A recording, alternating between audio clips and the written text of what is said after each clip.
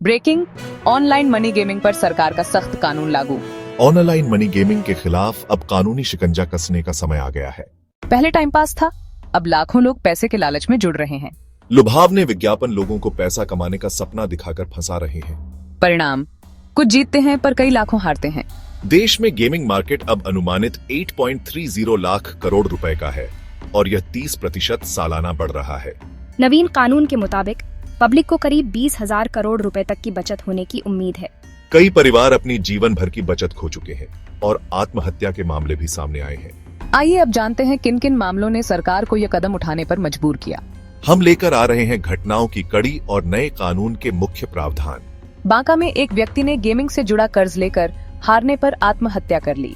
मुंबई में एक महिला ने 2 लाख जीते पर लालच में 7 लाख लगा दिए और फिर आत्महत्या का प्रयास किया। सिलीगुड़ी में एक 20 वर्षीय डिलीवरी बॉय ने हार के बाद अपनी जान ले ली। चेन्नई में एक युवक ने मां के इलाज के पैसों को गंवाकर आत्महत्या की। तेलंगाना में एक 20-23 वर्ष के युवक ने 30 लाख का लोन लिया और हारने पर माता पिता सहित जान दे दी। बड़ोदरा में बकाया रकम के कारण 3 युवकों ने चोरी की और गिरफ्तार हुए। अब लाखों खिलाड़ियों की जमा पूंजी उन एप्स पर फंसी हुई है। यह एक नया संकट बन रहा है। सरकार और एजेंसियों ने छापे मारे, करोड़ों की जब्ती की और कुछ हस्तियों के खिलाफ मामला दर्ज किया। मंत्री ने कहा है कि पैसे से जुड़े गेम समाज और जन स्वास्थ्य के लिए गंभीर समस्या बन गए हैं। विश्व स्वास्थ्य संगठन ने गेमिंग की लत को स्वास्थ्य समस्या के रूप में मान्यता दी है।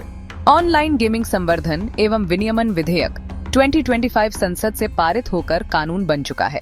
विधेयक नवाचार को बढ़ावा देने और नागरिकों की सुरक्षा सुनिश्चित करने का संकल्प लेता है। Trikhand, e sports, social gaming और पैसे वाले रियल मनी गेम तीसरी श्रेणी पूर्ण रूपेण प्रतिबंधित होगी। जुआ या सट्टा चलाने पर 3 साल तक कैद या 1 करोड़ रुपए तक जुर्माना। विज्ञापन करने पर 2 साल जेल या 50 लाख रुपए का जुर्माना। बैंकों और पेमेंट ऐप्स को ऐसे लेन देन से रोका जा सकेगा और साइट्स ब्लॉक होंगी। बार बार उल्लंघन करने पर और सख्त दंड तथा गैर बेइंतजामी प्रावधान लागू होंगे। विधेयक के पारित होते ही प्रवर्तन निदेशालय ने कर्नाटक के नेता के खिलाफ छापा मारा। छापे के दौरान करोड़ों नकद, सोना और कई लग्जरी वाहन मिले और कई बैंक खाते फ्रीज किए गए। आरोपी को गिरफ्तार कर ट्रांजिट रिमांड हासिल किया गया है। कई गेम कंपनियों ने अपने ऐप बंद करना शुरू कर दिए हैं।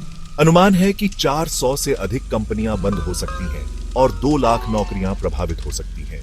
कंपनियों को तुरंत खिलाड़ियों की जमा राशि सुरक्षित और पारदर्शी तरीके से लौटानी चाहिए। एक राष्ट्रीय प्राधिकरण बनेगा जो तय करेगा कि कौन सा गेम सुरक्षित है। आई स्पोर्ट्स और सोशल गेमिंग को कानूनी मान्यता और समर्थन मिलेगा। नियामक निकाय इन रीतियों की निगरानी करेंगे ताकि जनता का पैसा सुरक्षित रहे।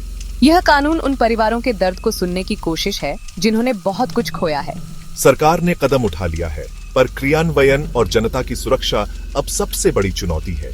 यदि आपका पैसा फंसा है तो आधिकारिक चैनलों के माध्यम से शिकायत दर्ज कराएं।